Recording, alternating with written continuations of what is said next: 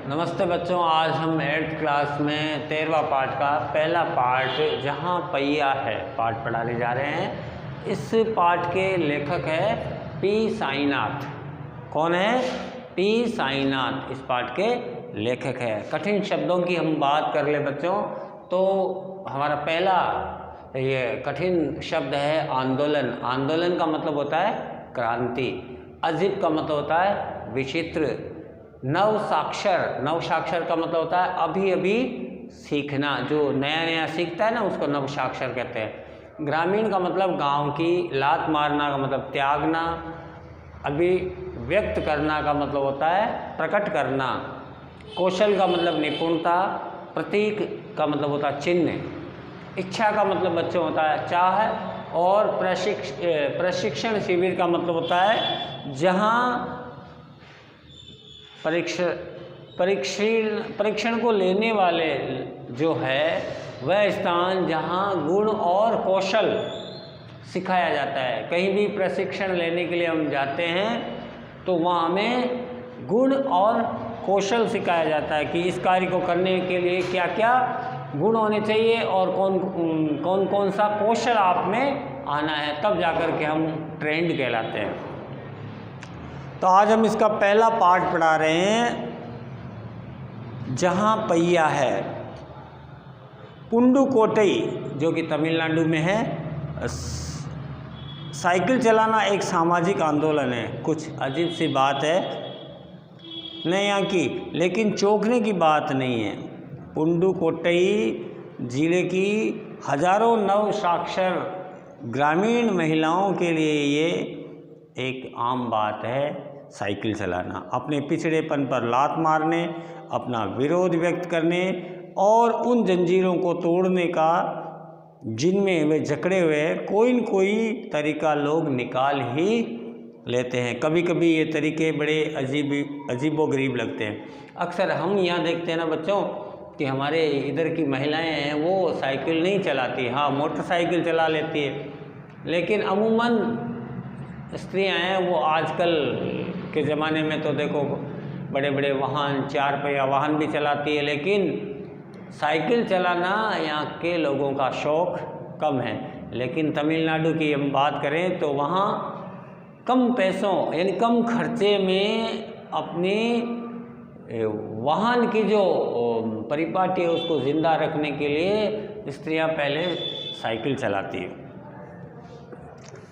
पुंडुकोट्टई तमिलनाडु का ज़िला है और पुंडुकोट्टई के बारे में हम बात करते हैं। लेखक दुविधा में पढ़कर सोचने लगता है क्या साइकिल चलाना एक सामाजिक आंदोलन हो सकता है।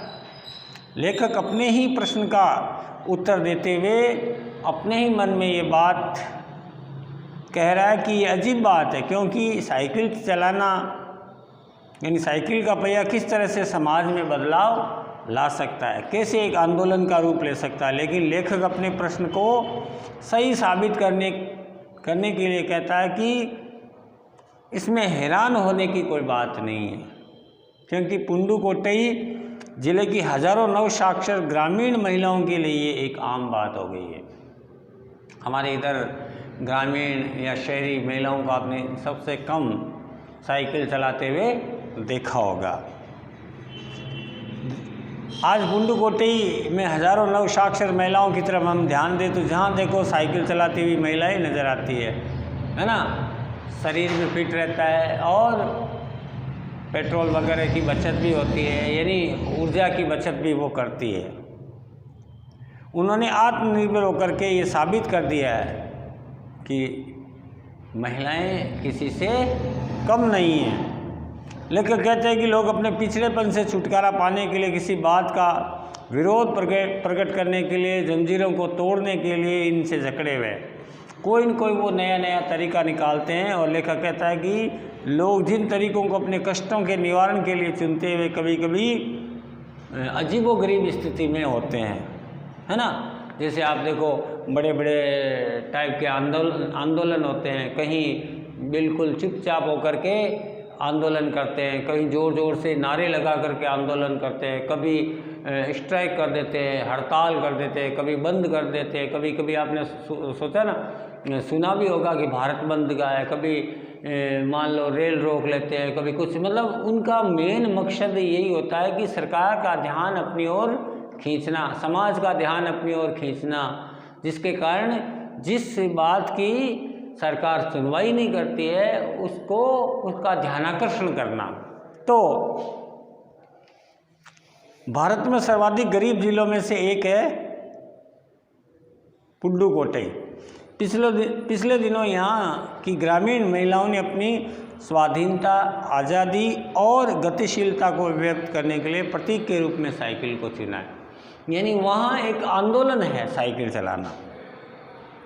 उनमें से अधिकतर नवसाक्षर महिलाएं थी। अगर हम 10 वर्ष से कम उम्र की लड़कियों को अलग कर दें तो इसका अर्थ यही होगा कि यहाँ ग्रामीण महिलाओं के 1/4 हिस्से में साइकिल चलाना सीख लिया है और इन महिलाओं में से 70,000 से भी अधिक महिलाओं ने प्रदर्शन और प्रतियोगिताओं में भाग लिया है। वे सार्वजनिक कार्यक्रमों में बड़े गर्व के साथ अपने इस कौशल का प्रदर्शन करती है और अभी भी उनमें साइकिल चलाने की इच्छा जारी है। वहाँ उसके लिए एक प्रशिक्षण शिविर भी है। जिस महिलाओं को साइकिल नहीं चलाना आता है तो उसके लिए, कहने का मतलब बच्चों यही है कि लेखक यह कहता है कि पुडुकोट्टई जिले में जितनी भी महिलाएं हैं 10 वर्ष से कम की यदि हम अलग कर दें तो कम से कम 70,000 महिलाएं ऐसी है जो अपनी साइकिल चलाने के कौशल में या सार्वजनिक कार्यक्रमों में भी प्रतियोगिताओं के मुकाबले हिस्सा लेती है, जो उनके लिए एक बड़ी गर्व की बात है। और उन्होंने इस कौशल को बड़े ही शानदार तरीके से प्रस्तुत किया है। उनका ये अभियान पहले भी जारी था और अब भी जारी है। वहाँ इसके लिए कई प्रशिक्षण शिविर चलते हैं। वहाँ पर लोगों द्वारा स्त्रियों को साइकिल सिखाई जाती है और स्त्रियाँ भी बढ़ चढ़कर साइकिल सीखना पसंद करती है। ग्रामीण पुडुकोट्टई के मुख्य इलाकों से अत्यधिक रुचिवादिता या रूढ़िवादिता पृष्ठभूमि से आई मुस्लिम महिलाएं या मुस्लिम लड़कियों ने अपनी साइकिलों पर जाती हुई दिखाई देती है। जमीला बीबी नाम की एक युवती ने, जिसके साइकिल चलाना शुरू किया था, मुझसे कहा कि ये मेरा अधिकार है, हम ये कभी भी कहीं भी जा सकते हैं, अब हमें बस का इंतज़ार नहीं करना है। मुझे पता है जब मैंने साइकिल चलाना शुरू किया तो लोग मेरे ऊपर फब्तियाँ भी कसने लगे, लेकिन मैंने उसकी किसी भी बात पर, लोगों की बातों पर ध्यान नहीं दिया। यहाँ लेकर कहना चाह रहा है कि मुस्लिम समाज की स्त्रियाँ भी अपने आप में परिवर्तन कर चुकी है। यानी मुस्लिम लड़कियों जो कि रूढ़िवादी पृष्ठभूमि में से है वह भी साइकिलों पर आज़ादी से घूम रही है। यहाँ लेखक कहता है कि जब पुडुकोट्टई का नज़ारा बहुत ही अद्भुत देखने को मिला, जहाँ मुस्लिम लड़कियों को घर से बाहर निकलने की बिल्कुल आज़ादी नहीं है, वहाँ हमेशा वो पर्दे में रहती है, घर की 4 दीवारी में कैद रहती है और पुरानी रूढ़िवादी परंपराओं से जकड़ी हुई रहती है।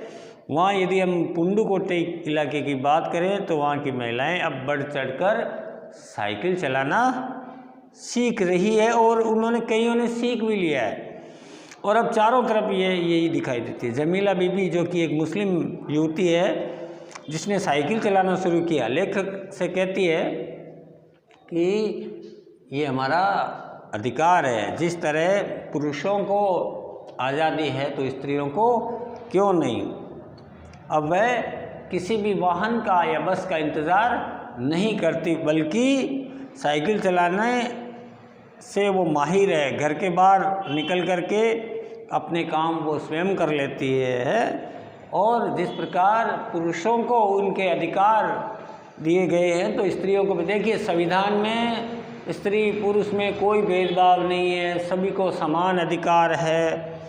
अब वे कहीं भी जा सकती है, वे अब उसको बस का भी इंतज़ार नहीं करना पड़ा। लेखक को जमीला बीबी कहती है जब उन्होंने साइकिल चलाना शुरू किया था ना तो कई लोगों ने उनको ताने मारे थे। फब्तियाँ कसना का मतलब होता ताने मारना, बहुत भला बुरा कहा, लेकिन उन्होंने इन बातों की कोई परवाह नहीं की, उन बातों की कोई ध्यान नहीं दिया। इस प्रकार वो साइकिल चलाना सीख चुकी है। फातिमा एक माध्यमिक स्कूल में पढ़ाती है और उन्हें साइकिल चलाने का ऐसा चाव लगा कि वह शाम आधा घंटे के लिए किराए पर साइकिल लेती है और चलाती है। एक नई साइकिल खरीदने की उनकी हैसियत नहीं है। फातिमा ने बताया कि साइकिल चलाने में एक तरह से ख़ास तरह की आज़ादी का अनुभव होता है। हमें किसी पर निर्भर नहीं रहना पड़ता, मैं कभी इसे नहीं छोड़ूंगी, है ना।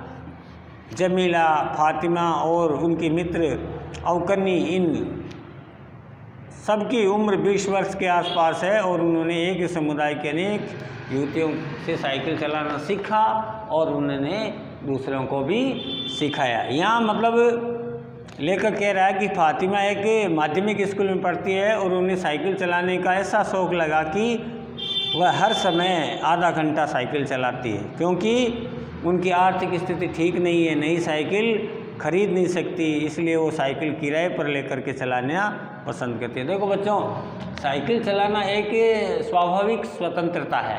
कहने का मतलब हमें साइकिल चलाने सीखने के लिए भी यदि हम हमारा मन कर ले, दृढ़ निश्चय कर ले, तो हम आराम से चला सकते हैं। कोई बड़ा सा एक्सीडेंट भी नहीं हो सकता, क्योंकि साइकिल बिल्कुल कोई मशीनरी युक्त नहीं है, मतलब जिसमें किसी प्रकार की मशीनें नहीं है ना, और कोई ज़्यादा नुकसान भी नहीं होता यदि मान लो गिर गए तो।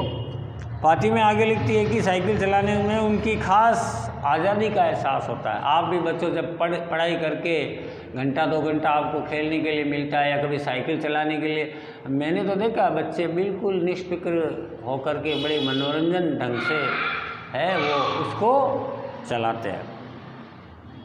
अब किसी तरह भाई साइकिल चलाना मतलब किसी तरह किसी पर निर्भर नहीं होता, चाहे स्त्री हो चाहे पुरुष हो।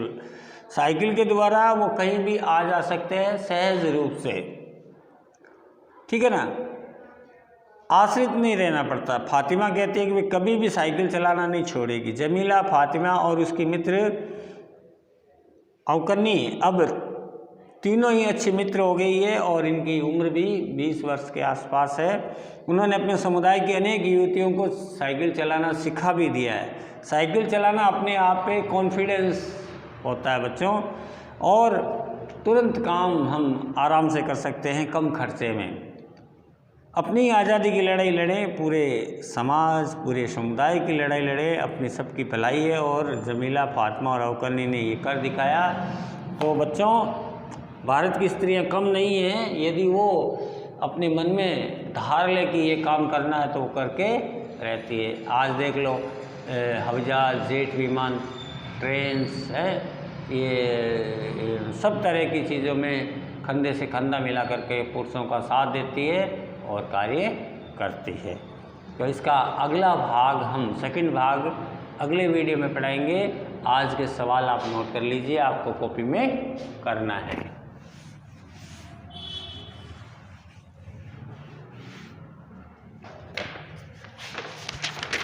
आज का हमारा पहला प्रश्न है, नोट कीजिए। साइकिल चलाना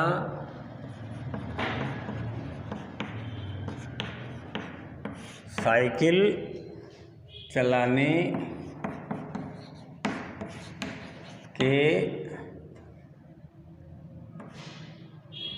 चलाने को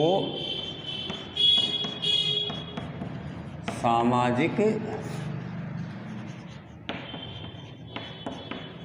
आंदोलन क्यों कहा है? क्यों कहा गया है? ठीक है। प्रश्न नंबर 2, जहाँ पहिया है, पाठ के लेखक कौन है? ठीक है। प्रश्न नंबर 3 लिखिए।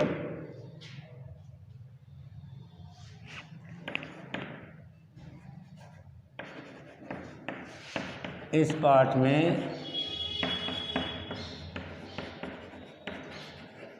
साइकिल चलाने को अजीबोगरीब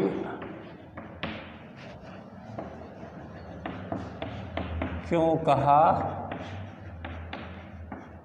गया है। प्रश्न नंबर 4 लिखिए बच्चों।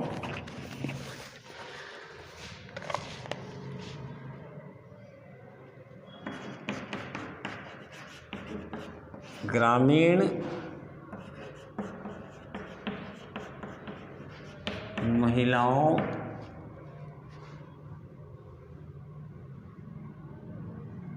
ने अपने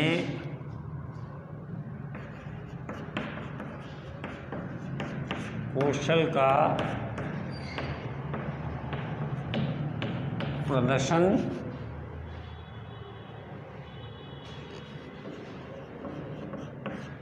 कहाँ किया। ये 4 प्रश्न हैं बच्चों। पहला प्रश्न मैं वापस से दोहरा देता हूँ, साइकिल चलाने को सामाजिक आंदोलन क्यों कहा गया है। दूसरा प्रश्न है, जहाँ पहिया है पाठ के लेखक कौन है। और तीसरा है, इस पाठ में साइकिल चलाने की चीज़ को अजीबोगरीब क्यों कहा गया है। पांचवा है, ग्रामीण महिलाओं ने अपने कौशल का प्रदर्शन कहाँ किया। तो ये आज का पहला पार्ट यहीं समाप्त होता है। अगले पार्ट में यानी सेकंड पार्ट में हम आपसे फिर मिलेंगे। तब तक के लिए धन्यवाद।